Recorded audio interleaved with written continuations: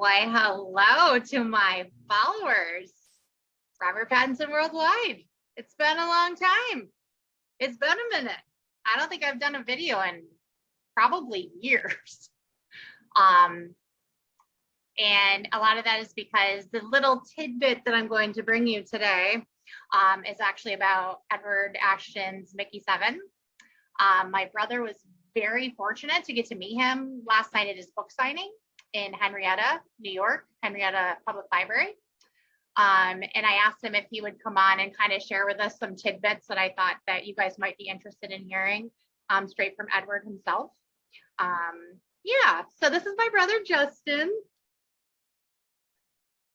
He was kind enough to go in my place to get me, get my book signed for me. I started a new job, as I shared with a lot of you. So I couldn't take time off to go, which was such a bummer. Edward, I'm going to meet you, dang it. It's going to happen. It has to happen. Okay. So basically what we're going to do, there's the beautiful book. If you haven't purchased MICKEY7, you can visit Edward Ashton's website or any of your online book retailers, such as Amazon, Barnes & Noble. Totally worth it.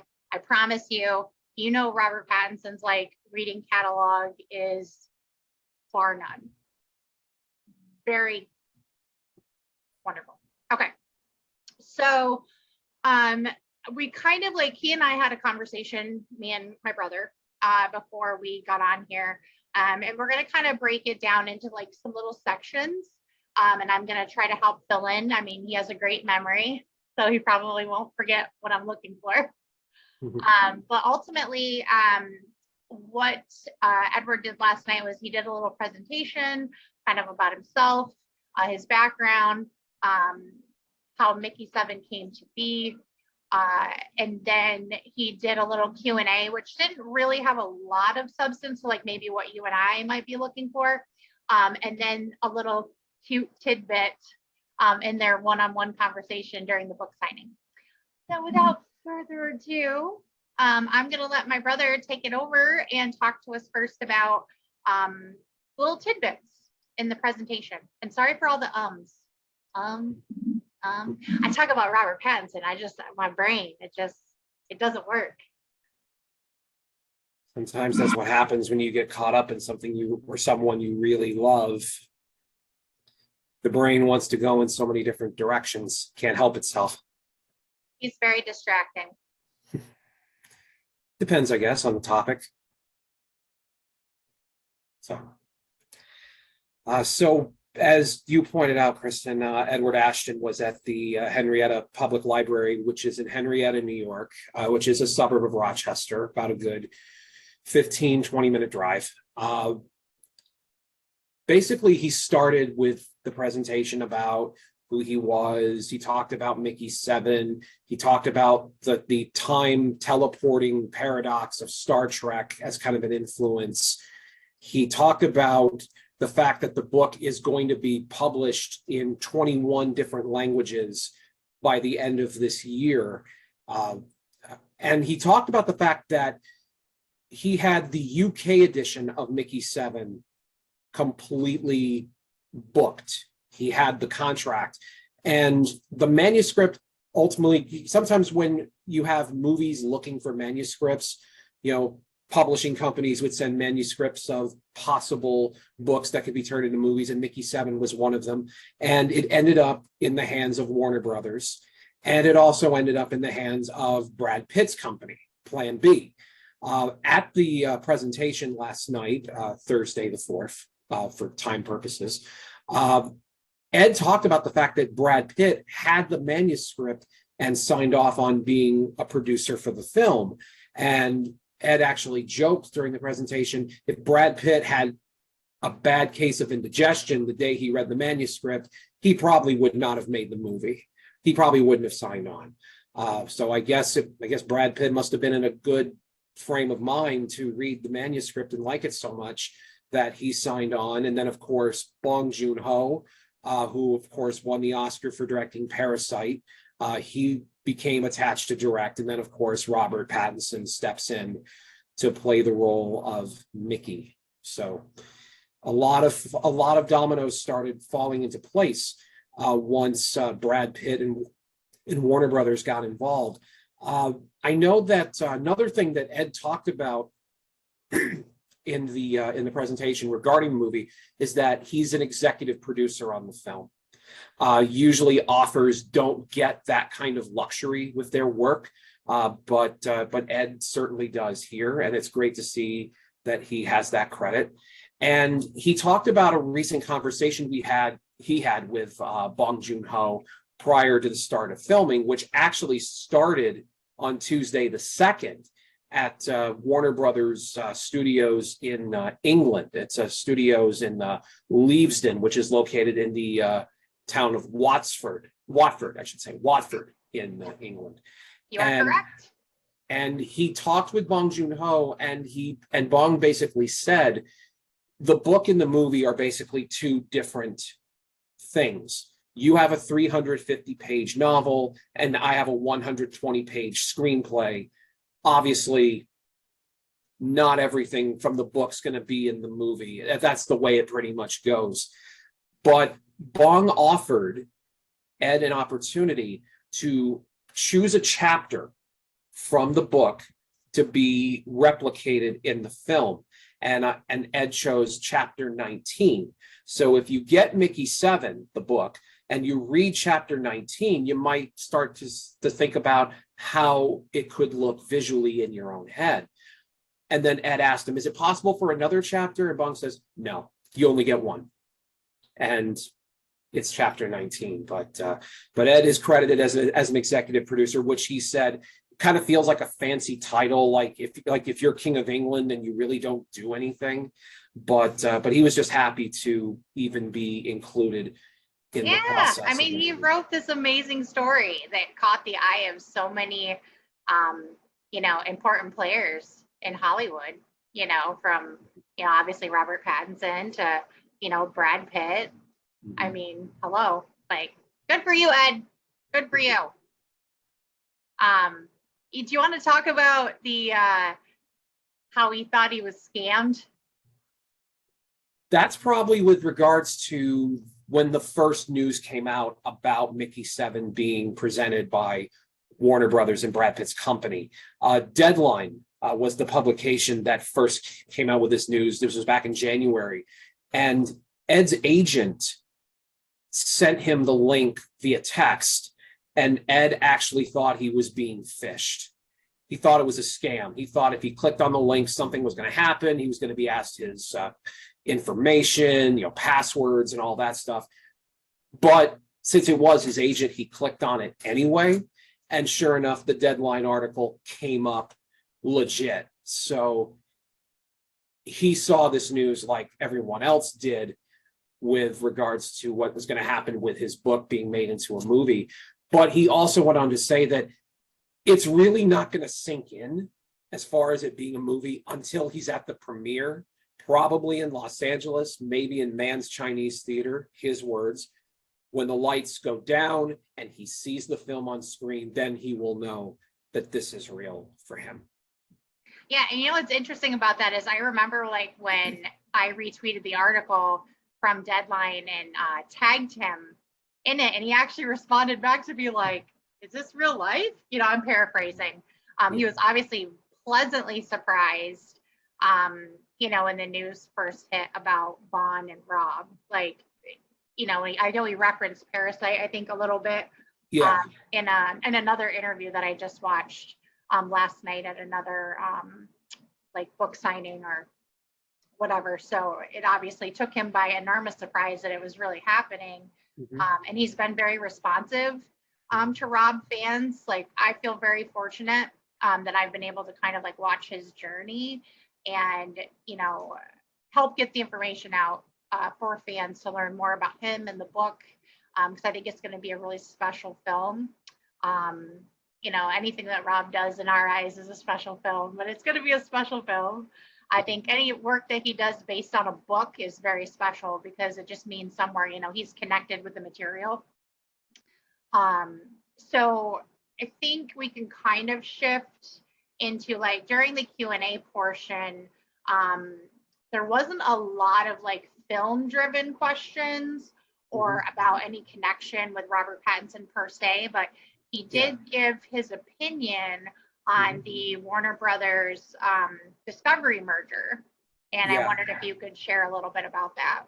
Yeah, there was a woman in the audience who asked him about the merger, and he looked at it not only from an entertainment perspective, but also from a book publishing perspective as well. He felt that consolidation in any form, in any industry, is basically bad for business, where basically you now have fewer resources to promote your work or to get your work presented to publishers or even filmmakers. And if you look at the recent news regarding the shelving of the Batgirl movie and the news of there's going to be a Wonder Twins movie, and that's now been shelved. There was going to be actually a new Scooby-Doo movie that has now been shelved. So the news of the Warner Brothers Discovery merger, as far as movies are concerned, it's rather bleak. So Ed noted that as far as his feelings on it, that yes, he does have a film attached with Bong Joon-Ho and Robert Pattinson, but it also goes to show that, hey, if Batgirl can get shelved, who's to say any other film can get shelved? So hopefully, fingers crossed, MICKEY7 does not meet that same fate. But he wasn't shy to say, this is what he felt about the whole consolidation of these two mammoth companies. It didn't sit well with him at all. He wasn't a fan of it. And yeah, and there was a lot of conversation about that just amongst Robert's fan base, because Warner Brothers is obviously involved with the Batman, yeah, and concerns about whether or not there would be a sequel. I think he's going to be just fine. I also think that MICKEY7 is going to be just fine. I mean, the cast is pretty impressive. yeah. Not only Robert Pattinson, but you have like Toni Collette, Mark Ruffalo, I believe. So I mean, it's not like, I don't think it's going to be ignored. I think it's going to be a unique title to have, in their wheelhouse, I guess. So now my favorite part. I teased about this a little bit on Twitter, and my brother will touch on that in just a second. Now the actual like one-on-one conversation that my brother got to have, and I didn't, but I love you for having the conversation. So he got his book signed and my book signed so graciously, and he gave a little tidbit about some recent films that he watched prior to the book signing to be prepared for Robert's fans, and some feedback on one film in particular. So I'd like you to kind of share that with my people. So just to make sure that this is completely, all details are disclosed. When I went up to get the book signed, I had mentioned that, I was your brother, and he, as soon as I mentioned who you were and who you were associated with, he knew immediately who I was representing. And, he was happy to know that I was coming on your behalf. And he actually said, and I did not bring this up. He said this on his own terms, which actually surprised me a little bit in a good way. He talked about the fact that he thought there would be more Robert Pattinson fans that would come down. Knowing that possibility, he watched 2 movies to prepare himself, to meet with other Robert Pattinson fans. One of them was Tenet, which he didn't really talk about. He just mentioned that he saw it. But he talked a little bit about High Life, the movie he did with Juliette Binoche, Claire Denis directing. He said that it was a good movie. It was weird, but it was good. But, sci-fi movies tend to get weird, but they can still be good. And High Life was a weird but good movie, which I thought was surprising. And it's not surprising, because High Life is a good movie. It is weird if you don't understand. You have to be in the right proper frame of mind to understand what's going on. You might need to watch it multiple times to get all of the, to get all the nuances and all the explanations. But he liked that film, and he had mentioned Tenet as well. So there really wasn't much for much of in those few minutes, but that was an interesting little note that he mentioned, which I thought was really, really neat. Yeah, I mean, I thought that was really cool that he, shared that with you, because as, a Rob fan myself, that's something that I was super excited to hear, that he's had a chance to watch some of his films, because as you know, as we've talked a million times, when it comes to the male community before the Batman hit, a lot of our male population would not watch his films because of, Twilight. Yeah. And Good Time came out, and, all of a sudden he started to get a little bit of that street cred, like that Hollywood, street cred. Yeah. We've all known for a long time that he's extraordinarily talented. But I don't think there was like full buy-in quite yet. And then the Batman came out, and so many more men even follow my page and are asking questions like, hey, like, what would you watch? Like, what movies would you go back and watch? So now we're going to have another great film to, give to that demographic that, may be scared of the sparkly vampire. He is more than the sparkly vampire. That ship has sailed. That is so 2008. I can't believe I've been online that long. I was much younger and less gray. I think we were all younger and less gray then. Yes. Yes, my poor brother has been put through the ringer. Like, I mean, I made him go watch Little Ashes with me in an indie theater in Rochester. So the struggle is real. However, I brought him into the Pattinson universe. Like, the wonderful actor. But I interrupted you. What were you going to say?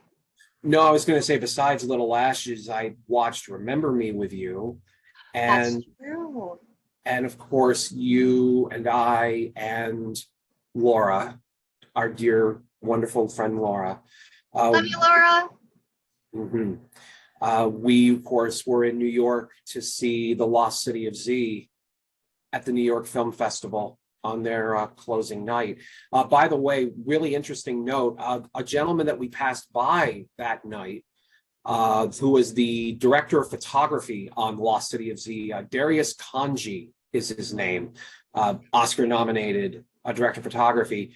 He is also, and I saw this last night, after I came home from the presentation with Edward Ashton. His name is attached to MICKEY7 as the director of photography. So there is, my God. So a Lost City of Z connection. Seriously, like, it's golden. The Academy, are you listening?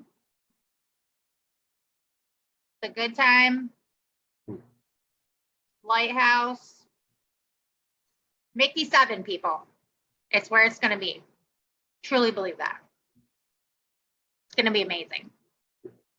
So I want to thank you, my dear sweet brother, for putting up with your. Oh, there's more. Actually, before you wrap this up, and yes, the pleasure has been very wonderful to do this. It's hard to have a fangirl as a sister. So with that in mind, as you mentioned, I did get a couple books signed. I got a book signed for myself, and I also got a book signed for you. And I will tell you the inscription that Ed wrote for you. Yeah, you wouldn't tell me last night. Oh, God. There has to be at least one surprise for this video, especially one that's been so long since you've done one. I'll just read it here. It's not very much. It says, to Kristen, hope you have fun with this. I'll tell Rob you said hello. Best, Edward Ashton. Here it is. Edward, I really hope you do. I have never had the pleasure of meeting that man, who I've been following since he played Cedric Diggory in Harry Potter. My mom loved the films, and when, you know, he died in the movie and I had never read the books, you know, I cried. I just remember sobbing. And I'm like, who is this guy? If you can make me cry, you've got chops.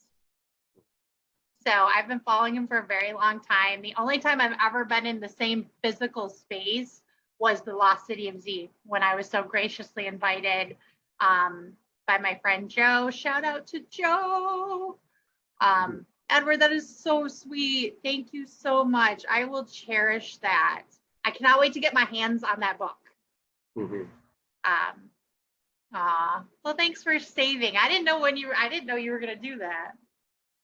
Well, there has to be at least one surprise in this video, especially since, you know, it's been a long time since you've done one. You might as well, yes, all the important stuff definitely needed to come out, but we want to make sure we save the best possible thing for last. So that was the plan. So thankful, so grateful. It's great being a Rob fan.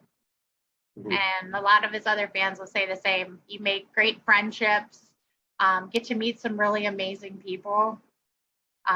You know, Edward's definitely one of them. Yeah. So I'm going to end my video with encouraging every single one of you to pick up a copy of Mickey 7, support the book, support the film, which is actively filming. And you have something else? Oh, because since you mentioned about Mickey 7 as far as the book, I think that there was something that we discussed, and this may be good news, possibly for anybody who wonders about the fate of Robert Pattinson's character in Mickey 7. And this was mentioned in the presentation as well yesterday. I forgot about that. I'm so glad you remembered. Well, this is another, this feels like one of those Lord of the Rings false endings. You think it's finally going to end, and then, oh, wait, here comes the next thing.